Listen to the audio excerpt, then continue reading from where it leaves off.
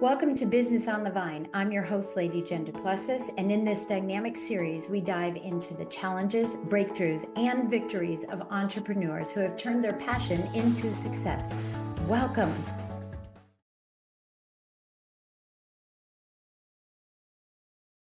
Well, welcome everybody. Welcome. We're sitting here chatting in the green room, so to speak. Happy to have you on the show today. I'm Lady Jen Du Plessis, your hostess with the mostest. I don't think I've ever said that on any of my shows. All three of my shows in all the 14 years, I don't think I've ever said that. Well, anyway, happy to have you all here. Thank you for taking time out of your busy day to listen in. We are so excited. Today, our guest is Betsy Pepine. She is a best-selling author, speaker, and serial entrepreneur in the real estate business, which I love. I cannot wait. Her brokerage firm, Pepine, I don't know why I said petite, Pepine Realty is named in Inc. 5000's fastest growing private company in the United States multiple times, and she's earned top spots in the top 50 Florida companies to watch.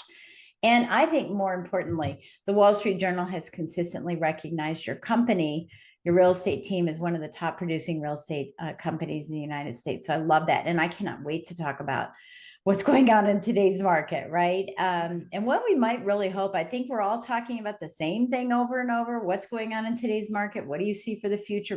But the content has been the same for the last 2 years or so. Mm-hmm. It'd be interesting to see what your thoughts are. She's endorsed by her mentor, real estate mogul and Shark Tank shark Barbara Corcoran, whom I've spoken with. Oh, nice. Indiana, yes. Lovely. Yeah, as well as leading personalities, Dave Ramsey and Glenn Beck. Love both of them. Absolutely love it. But your passion is about helping at-risk families with children.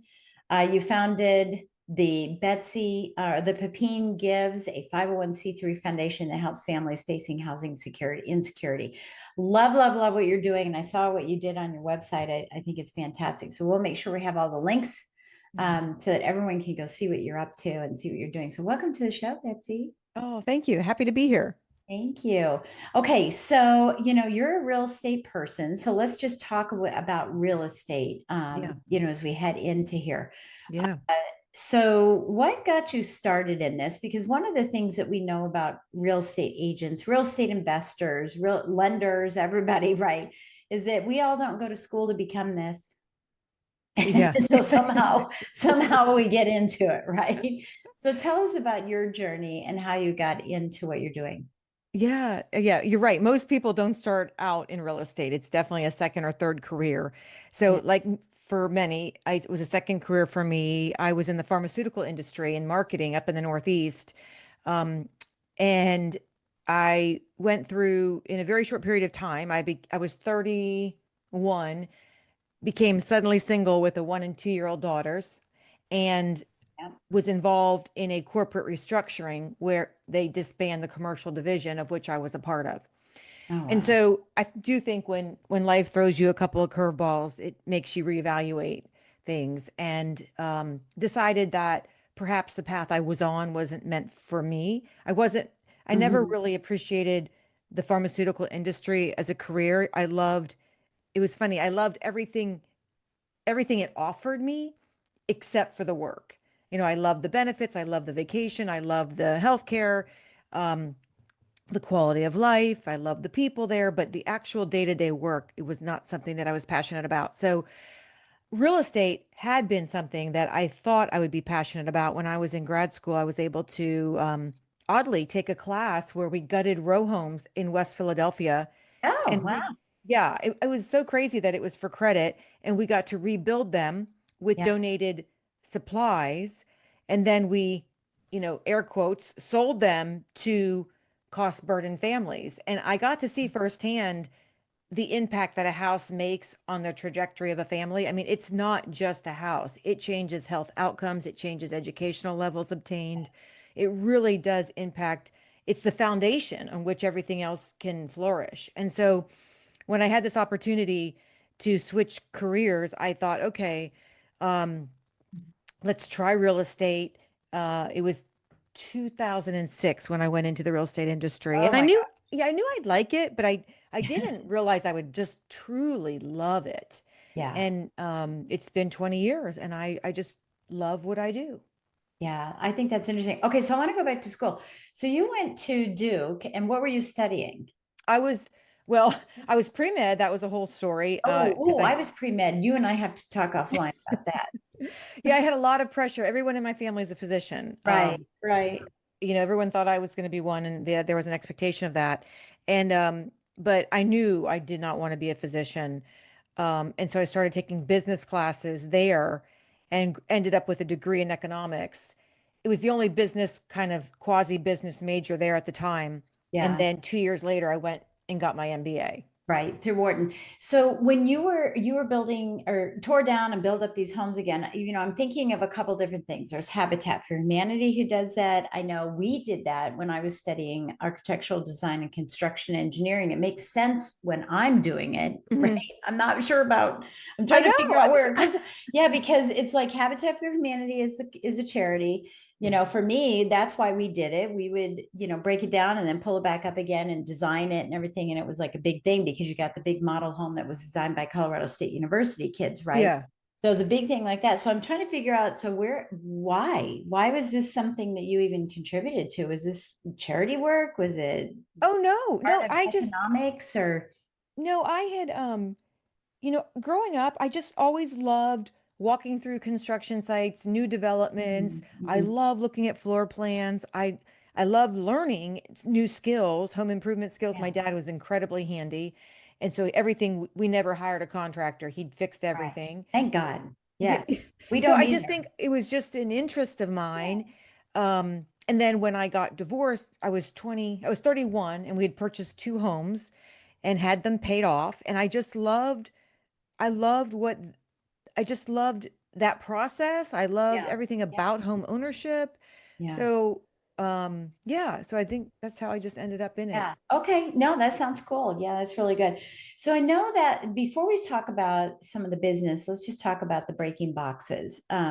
So your book is called Breaking Boxes, right? Mhm. Dismantling the metaphoric boxes that bind us. Yeah. And I know you talk about understanding labels. So here, this metaphor, right? Understanding labels, recognizing the boxes, right? Mhm. Identifying your true identity.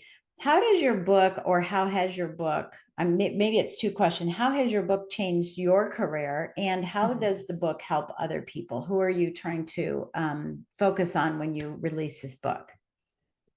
So, unlike a lot of colleagues who write books, this Yeah, book is not a lead gen book for my career. yeah, So many people write these books for the lead gen, and, right, and that was not my purpose. This was a passion project of mine based on my life experiences, both personally and professionally. And so I was not expecting it to have any impact on my career. yeah. It was your manifesto, kind of. Yes. And people say, well, why did you decide to write it? And I said, what, this book was birth. It was coming. It was Right, right. I had no choice. right. And so, I Yeah, mean, it has been very nice because a lot of my client base and my sphere have read the book and they have reached out to me and shared with me their own stories, and they've told me anecdotally they feel like they know me so much better because it's such a different spin yeah. on what they know, the one that I The present work to. person. Yeah, Yeah. And yeah, so it's created a lot more connection for me and meaningful relationships, which is what I value most in life. So yeah, it's yeah, been wonderful in that way. But yeah. it definitely isn't something where I'm like tracking it for sales or ROI or how's it Right, impacting my real estate right, right, business. right, right. Um, Yeah. but I Okay. think it's definitely helped because That's in real estate, we put people in boxes all the time. I mean, yeah, it's human. We all do it. But in yeah, real estate in particular, but you were dealing with so many people, you have to kind of assimilate information and kind of ascertain and make some assumptions, sometimes not so good. And so I think it's brought greater awareness of the times that we do put people in boxes that we really have no right undoing, and maybe we're being very yeah. we're shortchanging ourselves and them by doing so. Is this a book for people that are in sales? Is this a book for people that are real? It It's for could be everybody who just, judgment. It's yes, judgment. it judgment, but also it's Yeah. also about not only how we do it to others, but how we are in boxes that we may not even be Right. aware of. Right. And you can't exit boxes that don't work for you if you're not aware you're even in them. And Yeah. so it's definitely a book Facing you. of self-awareness and how do we get more aware of maybe when something's not right Yeah. and in our lives, and why is that, and why are we choosing to stay when this is not serving us, and Yeah. how do we identify what it is that's the obstacle, and then how do we get out of it when we so desire. Good. I love it. I love it. I love the idea. I love the concept. I mean, a lot of people talk about this subject, but putting it in a metaphor makes it so much easier for people to understand. And so we'll Mhm. make sure that we have the link to the book, obviously, so that people Great. can read it. I want to go back to you were selling pharmaceuticals. Now, I know a lot of people who sell pharmaceuticals. It's huge, it was huge in the Boston area specifically. When I used to live there, there were a lot of loans that we did for people who were in pharmaceuticals. So I know how great those salespeople are. Do you think that has a significant impact on your ability to be a successful real estate agent or realtor? You tell me which way you want to be called. Um, Sorry. yeah, so um yes, probably. I didn't sell pharmaceuticals. I was in the marketing department. I was in corporate, and so I was developing the Right. materials for the Yeah. sales professionals. Same thing That though. I think has been very helpful because, Okay. we marketing, and that's what I have my MBA in. It's and that's what I'm passionate about is marketing. And Yeah. so, but in real estate, we're not marketing houses, although a lot of people think we are. We're really marketing ourselves so that when people Abs- want to buy a home, they choose us. Yeah. So I think it absolutely helped me with my career in terms of knowing how to market myself and my companies in a way that resonates with the target audience.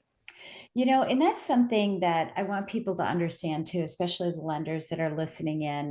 Definitely, I say this all the time. I used to call it You Incorporated, You Inc., Hmm. because that's the company you have. Hmm. All of Yeah. us, we Yeah. all have it. That's why there can't be a trademark for it. It's just all of us have it. We're Right. all in that company of You Inc. Right. How important is it from a real estate agent perspective for those who are seeking business from you? And by the way, I don't want to just peg this to lenders. This could be title companies, this could be home Hmm. inspectors, right? A whole bunch of people. How important is it for you as a real estate agent to align yourself with someone who is not marketing products, but marketing themselves? How important is it to me as a real estate agent to align with Yeah. others? Yeah, to align with others that come to you and they're not just saying product, product, product, but rather Uh-huh. they're saying, let me learn about, I want to learn about you, you learn about me. And I know it's a rarity. Right. Right. Well, and I think it's I think it's paramount. I'm sorry, my dog is somebody's decided to deliver something. But I think it's paramount because to me then that's when true collaboration comes. I'm so sorry. Okay, let's just stop. We're gonna letting me there we go. Okay. Oh God, now I have to, I'm gonna do it one more time. My poor I think it's paramount to align yourselves with people who are not selling a product, but are looking out and explaining who they are to you and trying to understand your story. I tell my agents all the time, we are not in a transactional business, we're in a relationship business. Our only goal is to establish trust because we know if we establish trust with somebody, when it's their time to buy or sell, or when their friends want to buy or sell, they will feel compelled to call us and think of us. And I think that's when real relationships, just I think it's paramount that we express ourselves in ways where we are saying who we are and not trying to sell someone something. yeah, We train our agents that we are in a relationship business, and our only goal truly is to establish trust with our customers. And I will tell customers flat out, I do not care if they buy or sell from us. That's not the value in a customer. The value of a customer for us is getting the right and earning the privilege of tapping into their friends and family and their sphere. yeah, And yeah. the only way we do that is by establishing trust. And I think we establish trust by getting to know somebody and making sure that we are in a position to offer them something of value. Maybe we're not at this point in their lives, and that is fine. And that's, I think, when you establish real trust, real connection, and long term relationships. Yeah, I think, you bring up a really good point because we know this in sales, know, like, and trust. And so often I'm teaching my clients, that I might know what you do, I might like you, but I'll never send you business because we can never bridge that gap to trust Mhm. without knowing who you are, Yeah. not Yeah. what you do. Yeah, Yeah. and I think that's really paramount. And it's funny because I've actually, years ago when I was in the business, the mortgage business years ago, I would have a real estate agent call and go, "I'm sorry, this is $100,000 loan." And I would say, "I don't care about the loan. It's the Mhm. relationship." Right. Right. Exactly. And so I knew they were working from transaction and not from relationship because they're, Right. "I'm really sorry for this $100,000 loan." That $100,000 loan could have brought me 10 or 20 or whatever, Right. especially if it were an investor. Right. Right. So I loved Right. it. Right. Right. Everything is valuable. Yeah, I love that. Thank you for sharing that with us. It was, and by the way, if you all heard some wonkiness here, is because we had some disconnection. So we did the best to edit this back out. And life just happens. We had three things happen, and so we're done. We're But done. interesting thing about trust, somebody asked me, well, how do you know you've earned it? And I remember once I had a client and well, I had a client, but I got a call one day from my daughter's elementary school and they said Jessica needed picked up from school. And I thought, well, that's interesting. I have two daughters, but neither of their names are Jessica. And Oh, I'm like, I don't know I said, I'm sorry, I don't even know who you're calling about. Well, she oh said the my, last name. And I was like, oh my gosh. And then she said, yes, so and so put you down as their emergency contact for their daughter. And that was a client of mine who had moved into our town.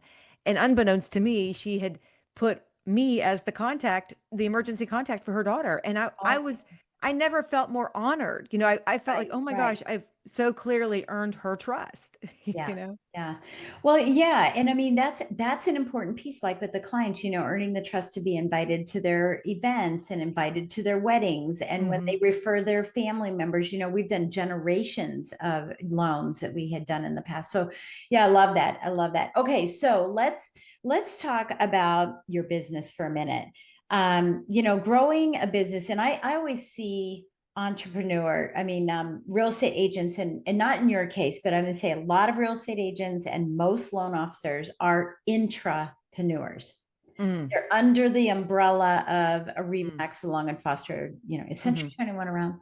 Century 21. I Yeah, apologize if you're listening. I just don't know. they are.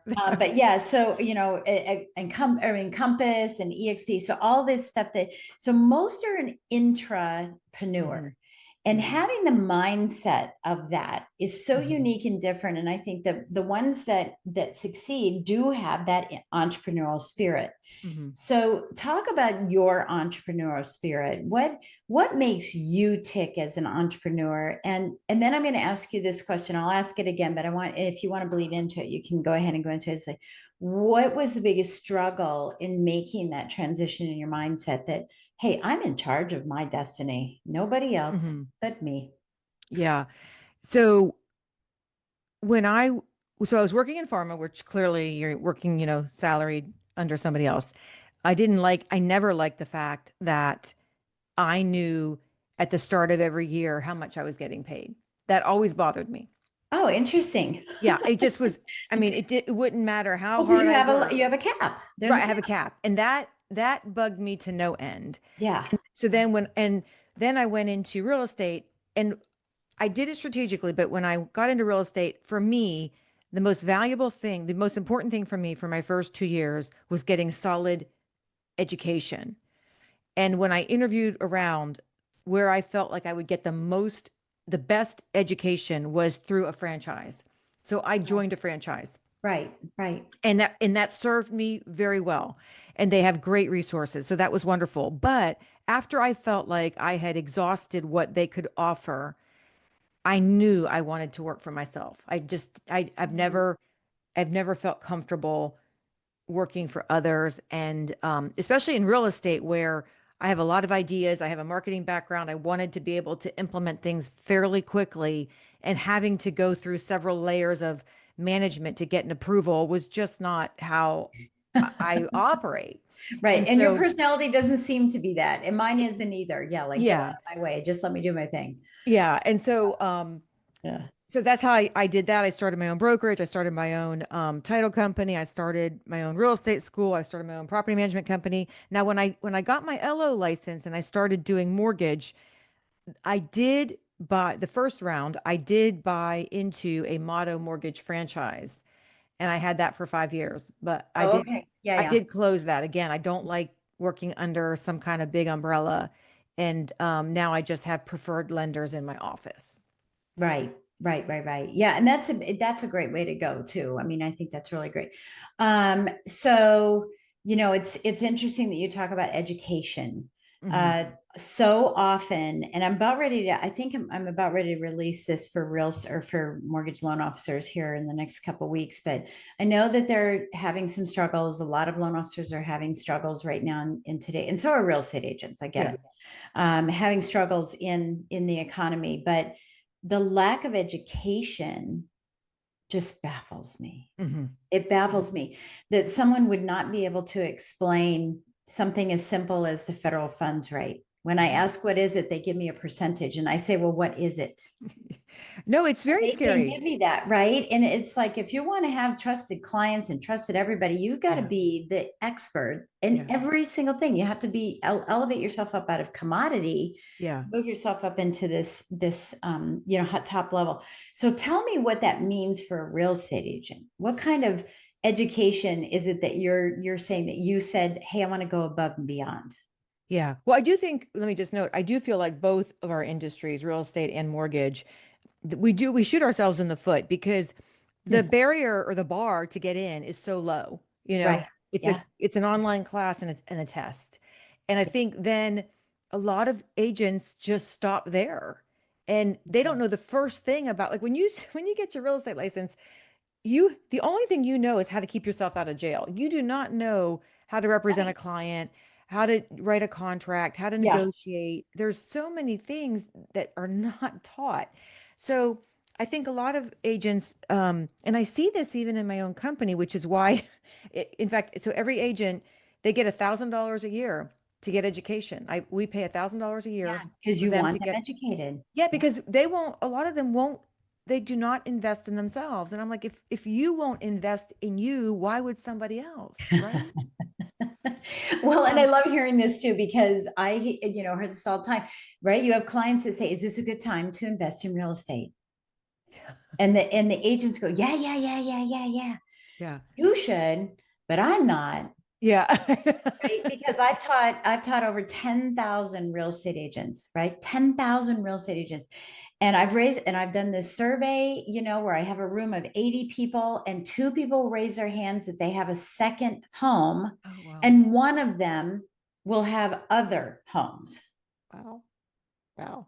Yeah. That's sad. Yeah. I do have a lot of real estate. Yeah. Well, I I do do preach too. when I I do talk. too. But Yeah. but I feel like I should be investing in the product, right? Yeah. That I was Yeah. selling at that time when I was Yeah. in the business. And I find that so many people are not investing in the product that they're selling. It'd be like a Mary Kay consultant coming up and not wearing makeup. Right. Come on, Exactly. right? Right. Yeah, I think that's really critical. And I really appreciate that. Thank you so much that you're such an advocate for that, because it's so few and far between that I've seen brokers be Hmm. invested, like, oh, we don't need you to come in and teach about conversion ratios or how to convert or sales Yeah. skills or, Yeah. Yeah. and it's just amazing that people aren't doing that. So thank you for at Oh, least, the few of us that are out there kind of pushing and going, hey, this, yeah.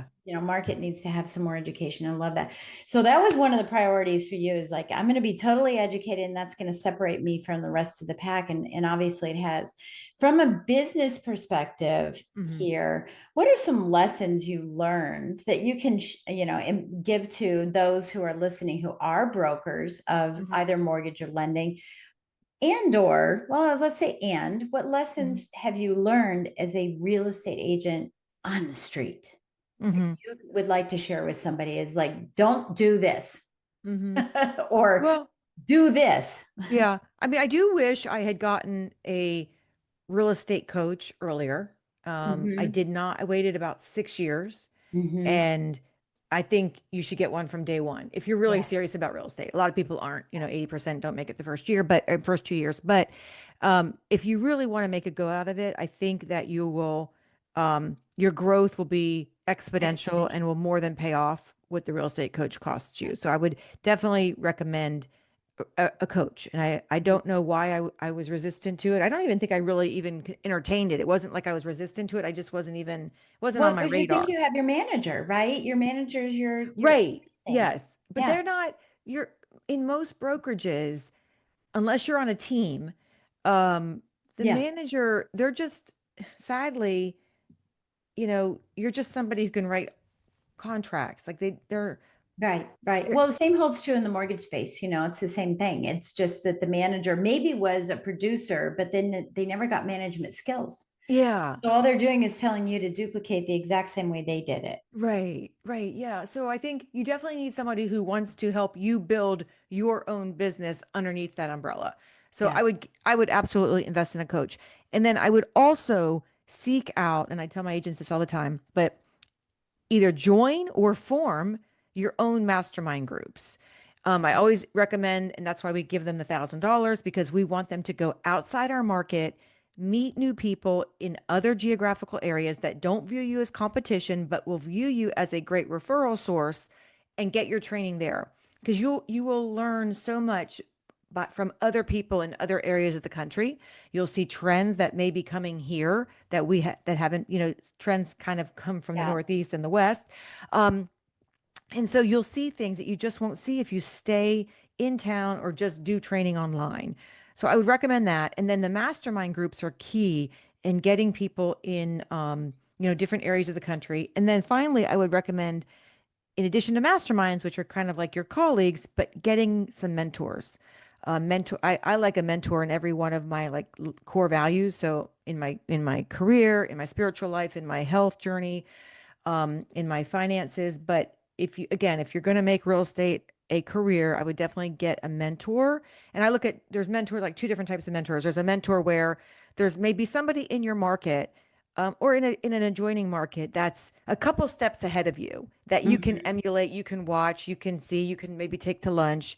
And then there's the mentors that are, leaps and bounds ahead of you. So it's a much more, maybe a 5-year, 10-year mentor. That's kind of like what Barbara Corcoran is to me, way out there in the future. Yeah. But, I see her, I meet with her, I can see myself, like she gives me validation that it could become true for me too. So I just highly encourage masterminds and mentorship. Yeah. I love that. I love that. I used to do masterminds too. Well, I still do. I mean, I'm a certified mastermind leader, but I used to do masterminds when I was a loan officer. I did them with other brokers to Hmm. find out what other broker, Yeah. well, and again, I was in lending, but I would bring all the brokers in and I'd had them be far enough apart that they weren't, in direct competition. Some knew each other, some didn't, but it Yeah. was really great because they were sharing some of the struggles and challenges and successes that their agents were having. And it was really cool. And so often I think that everyone hides everything. Yeah. You're not going to get up in here and see what I've got Yeah. going on because you're my competition. But, this Yeah. collaboration is so much more powerful than that. Yeah. And I think we just have to let our guard down and, be vulnerable. And here's the other thing. If you're in a mastermind with someone who sends you a contract, you're like, I trust them. Right. Exactly. It's so much easier to negotiate a contract as Yeah. well. Yeah. Okay, I love that. So start your own mastermind. I do business circles now. That's what I do now. I don't call them masterminds, they're just business circles. But I Mm-hmm. bring everyone in who has business ideas that I want to know. So if I want to know more about social media, I'll bring social media person into a business, right? Mm. Yeah. I know the other people want to know that too. If I need help with, financial pieces, attorneys or whatever, I'm going to bring Yeah. them in. If I need someone who's going to help me with employees, I'm going to bring them in. So great idea. Nice. Absolutely great idea. What's the biggest, walk us back to the biggest mistake you made in starting not your real estate business, but your real estate brokerage? Where's your biggest mistake? Um, my biggest mistake to date is not having the courage to rehome people when I knew it was time to rehome them. My coach has always said, the minute you start thinking, are they a good fit? It's it's already too late. Like they need to go. And I tend to in the past, and I'm working on it, tend to hold out um, in the hopes that things change, they see the light, the problem will go away, and or I want them to leave on their own because it's been a long-term relationship, and I don't want to Feel like you're um pushing. Yeah, yeah, yeah. yeah. And so that has cost me a lot. Wow.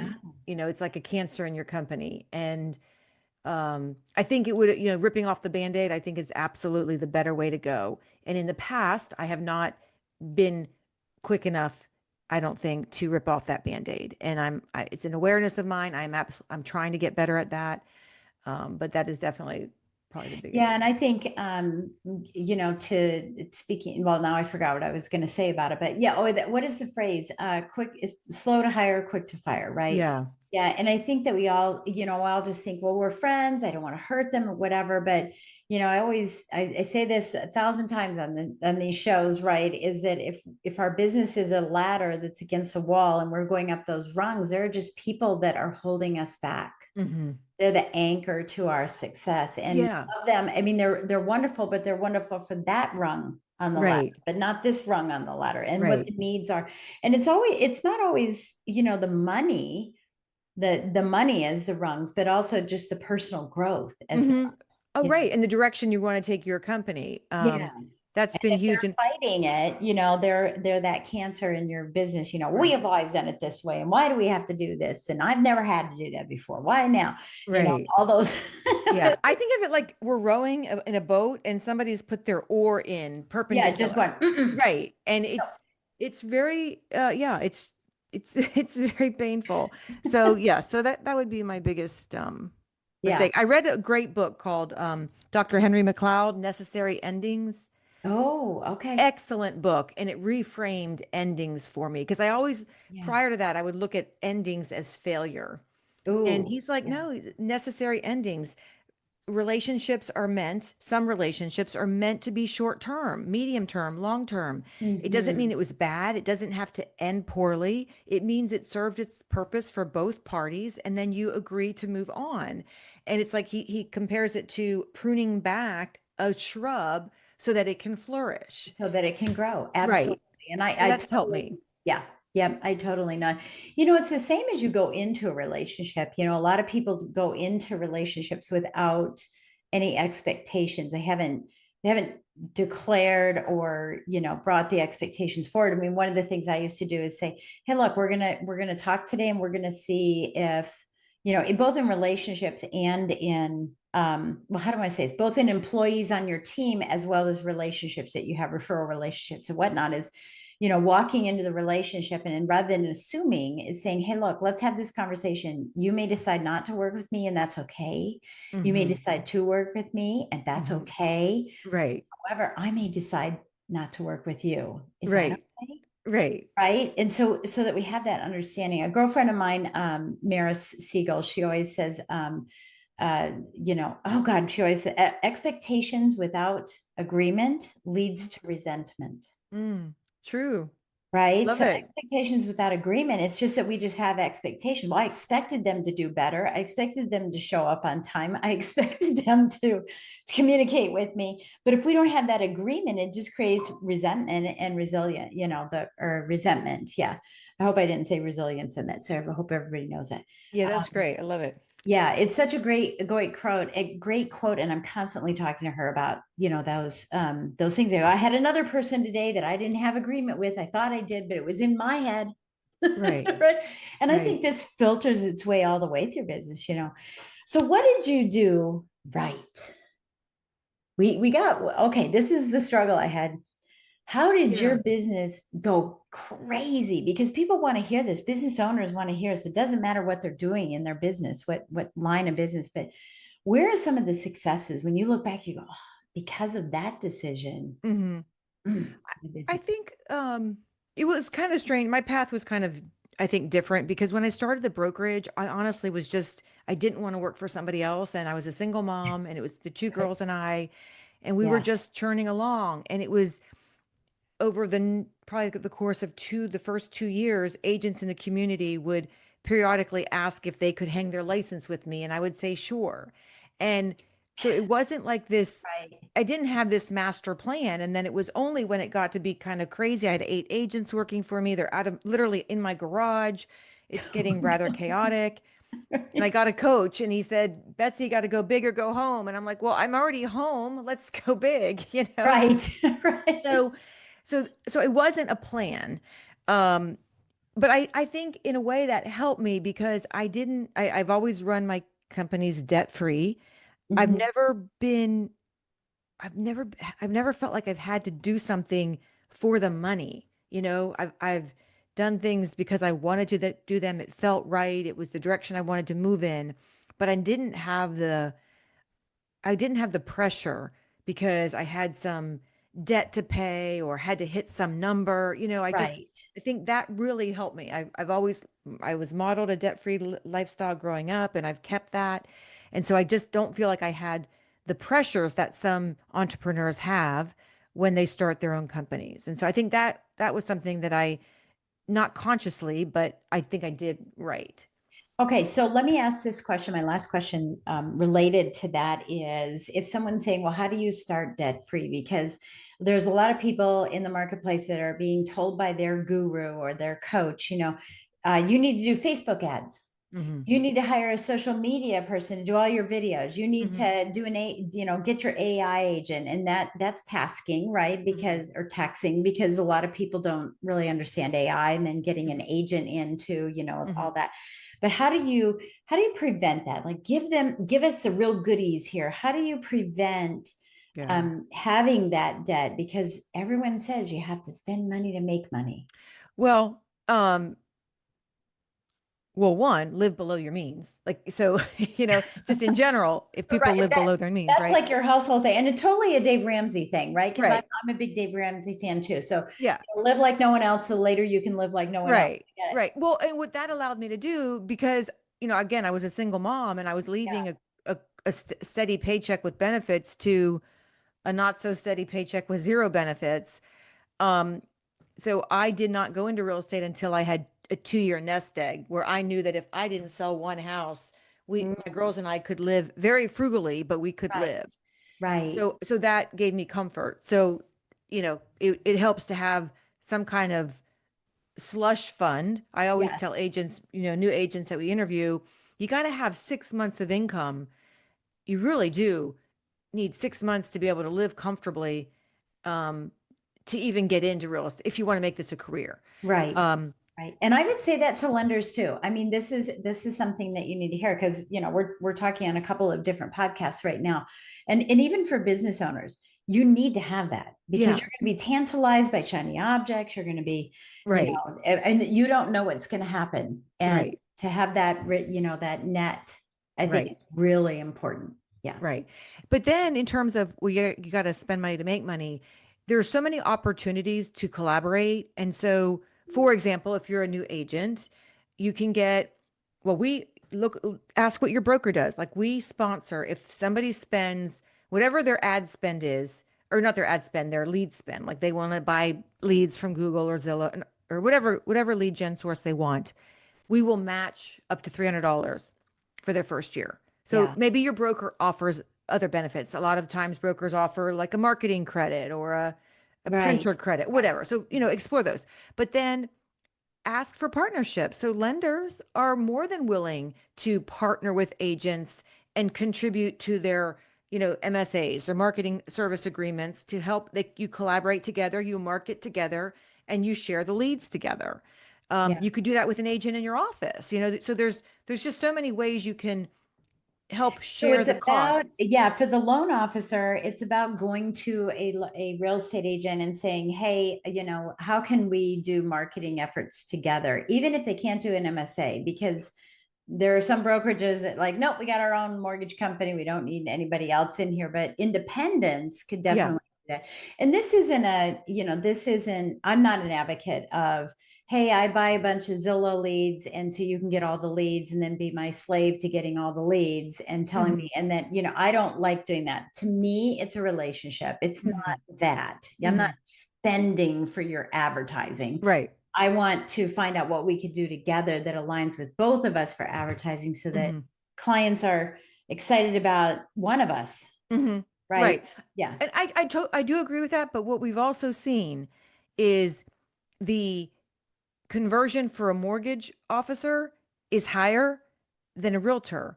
So they can convert leads we can't. So they Yeah. take our leads and they close the loan, but they chose another agent, even Yeah. though it was our Yeah. lead. So there is sometimes Mhm. there is it could be a win-win. But yes, we Yeah. we definitely give our preferred lenders our clients, but then they also, if they want, they can go after all these leads we're buying and try to convert them as Right, well. right. Yeah, I'm speaking to it as the only thing in the Oh relationship. yeah, yeah, yeah, And yeah. that Yeah. and Oh that yeah, no, is no, what a no. lot of realtors do is they say, "Hey, lender, well, hey, if you just pay for my stuff, I'll give you all my business." Well, they don't have any Right. business to begin with.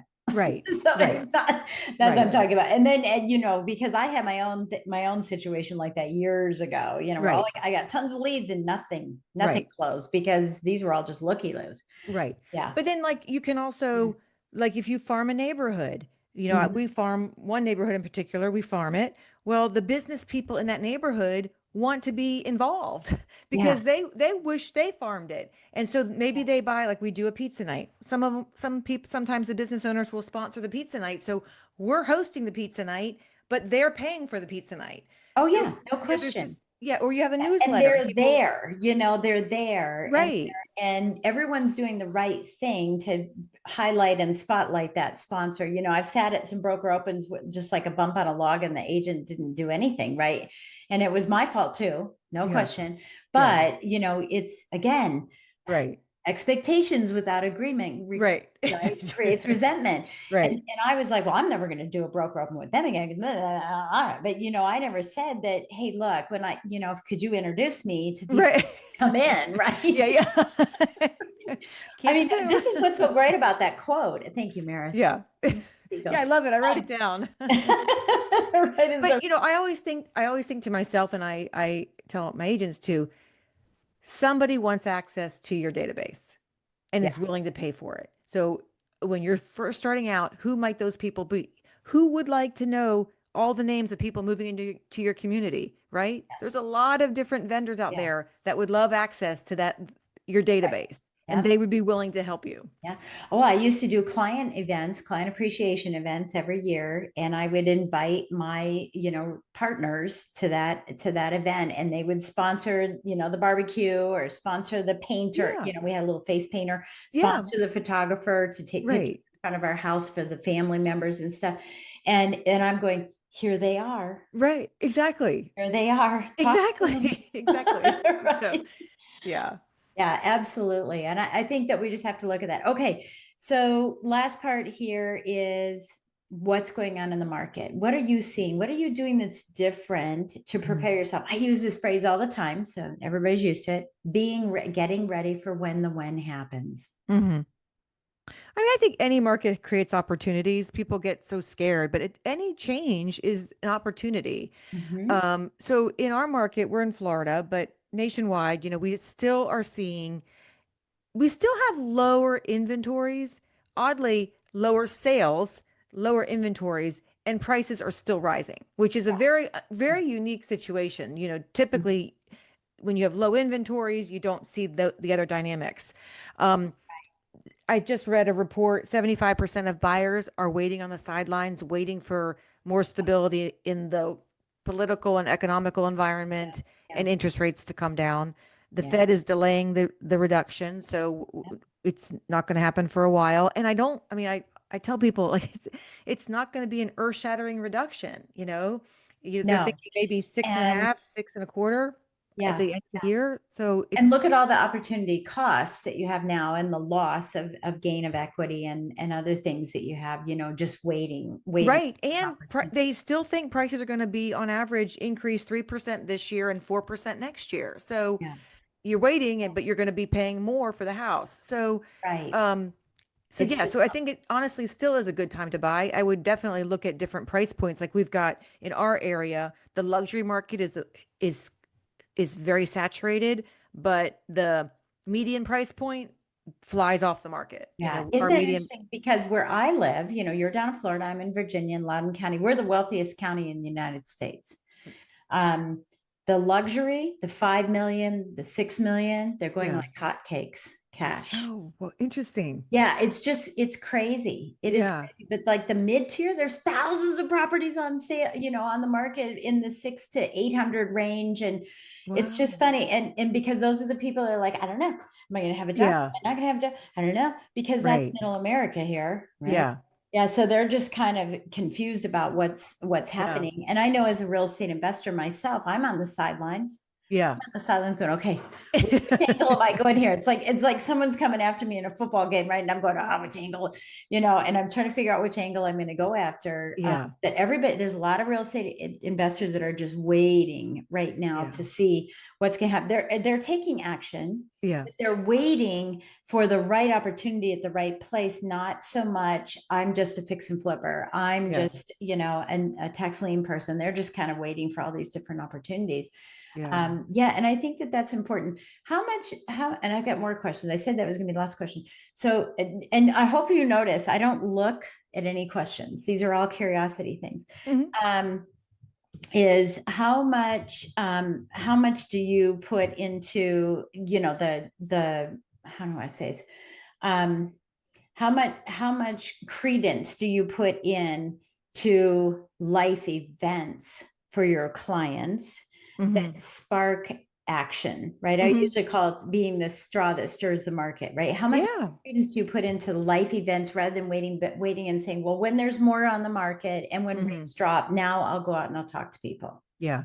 Well, I personally um put a lot of emphasis on life events. I tell my agents, um, so I define a life event as anything that you will remember in 5 years. Mhm. So the everybody remembers every house they ever lived in, when they bought it, when they sold it. And so Yes. that's a life event. Yeah. But that life event is always precipitated by another life event, which is causing the need to buy or sell a house. Yeah. And that is our real value. We are helping them through the stress and the uncertainty of Mhm. of managing those life events. And that's where our real value comes in. Yeah. Um, but in terms of our marketing, then that changes our marketing. We do our avatar. We are looking at people who got married, people who had children, people who are going through a divorce, people who are inheriting an estate. Right. Major life events that often require or see real estate transactions. We absolutely look at those kinds of events to Yeah. identify I people. think I think thank you for sharing that, because I tell this to my clients all the time, right? And I was just trying to find it as we were talking here about. I think it's 7 Ds, and I may not have them all, but one, you get your diploma. Mm-hmm. Two, you get a dog, Mm-hmm. Mm-hmm. right? Mm-hmm. Get your diploma. It's a dog or a diploma, dog, and this is out of order: Yeah. diapers, diamonds, death, Yeah. Divorce. right? And I'm Yeah. missing the other two. So you'll have Divorce. divorce. Thank you. Got divorce. And I think what I'm missing is the job, right? The Okay. job. So you get your dollars, you start making your dollars. Oh, So you have all of these life yeah. changes that we have to be looking at, all the time. And I created this 7 Ds, but I can't remember them all, because I've got a lot of those things. But yeah, I mean, that's really crucial. And I know that I found, in order to produce 100 million to 120 to 130 million dollars a year in the lending business, I didn't wait for rates. Mm-hmm. I didn't wait for realtors to call me with deals. Yeah. I went after the life events, Yeah. Yeah. and it was crucial. But I love that you're saying that. Thank you for Mm-hmm. advocating that. And I hope, as a real estate agent or a loan officer who's listening, that you are listening to that and you're heeding that advice, right? Yeah. That Betsy has for us. So, any last thoughts that you'd like to give with us, to share, quote or something else? You already shared a book. Thank you so much. A couple books, but a quote that you live by or mantra that you'd like to share with everyone? Well, I, I've got several, but I absolutely believe in a mindset of abundance, not scarcity. I Bingo. think that just is what you put out comes back to you, Yeah. and so having the mindset of abundance is critical. And Mhm. so that's collaboration, not competition. I also love, I mean, my favorite word is next. It's, you know, I love learning the lesson and then moving on. And I think Mhm. a lot of agents, especially in their first 2 years, they get so caught up in the emotions of the industry. Mhm. And it's you can't take it personally, and you learn what you can learn. You did your best, and then you move on. Yeah. Um, and I'm just a big proponent of that. That's great. That's great. Yeah, you can't sit and wallow in it. Yeah, Yeah. absolutely. Well, beautiful. Well, thank you so much for everything you give. Great business tips, great real estate tips. And those can be played on for the lenders as well, which I love. But thank you so much for all of this great wealth. And by the way, wow, just so great for you to have the success that you have. It's just an inspiration for anybody who's watching. And I would say go in and just follow her. I just, I mean, I have to follow her anyway because we're doing this, but I'm okay following her. But just continue to follow her. It's spectacular Oh, thank what you. she has done. And so congratulations to all that beautiful success. Thank you. Thank you. Yeah, thank you. Okay, well, thank you for listening in, and be sure to re-watch this, re-listen to it, do it in slow-mo so you can take some notes, or do it faster, whatever works for you, but take action and do what's next, right? See, I Yeah. listen. Do what's next to move the needle on your business. And thank you so much for watching us. And please hop over to YouTube and subscribe to my channel, Lady Jen Du Plessis, and watch other great videos and training that we're providing over there as well. We'll catch you next time. Take care.